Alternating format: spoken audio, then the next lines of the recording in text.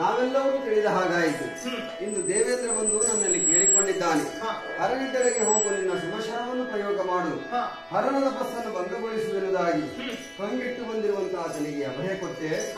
ಹರನಿದ್ದೆಡೆಗೆ ಹೊರಟೆ. ಏನು ಸ್ವಾಮಿ?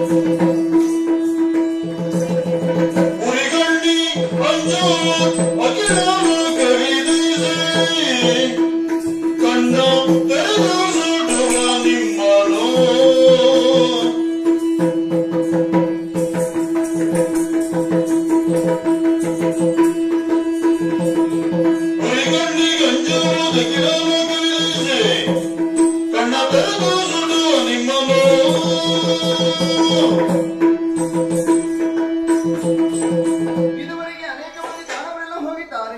ಹರನದ ಪಸನೆಗಿಡಿಸಲಿಕ್ಕೆ ಹೋದವರ ಪರಿಸ್ಥಿತಿ ಏನು ಹೇಳಿ ಎಲ್ಲವರು ಶಿವನ ಮುರಿಗಣ್ಣಿಗೆ ಸುಟ್ಟು ಹೋದವರಿದ್ದಾರೆ. ಆದ ಕಾರಣ ನೀವಲ್ಲಿಗೆ ಹೋಗೋದು ಬೇಡ ಅಂತ ನಾನು ಕೇಳಿಕೊಳ್ಳುವುದು. ಹೆದರಿದೇನೆ? ಕಿಚ್ಚುಗಣ್ಣವನಿಗೆ ಯಾವತ್ತು ಬೆದರುವ ವ್ಯಕ್ತಿ ನಾನಲ್ಲ. ನನ್ನ ಸುಮಶರ ಪ್ರಯೋಗದಿಂದ ಹರನದ ಪಸ್ಸುಭಂಗವಾಗಬೇಕು, ದುರ್ಲತಾರಕನ ವಧೆಯಾಗಬೇಕೆನ್ನುವ ಸಂಕಲ್ಪದಿಂದ ಹೋಗುತ್ತಿರುವಂತಹ ನನ್ನನ್ನು ತಡೆಯಬೇಡ ಅಂತ ಹೇಳ್ತಾ ಇದ್ದೀನಿ. ನಾನು ಕೂಡ ಬರುತ್ತೇನೆ, ಜೊತೆಯಾಗಿ ಹೋಗೋಣ.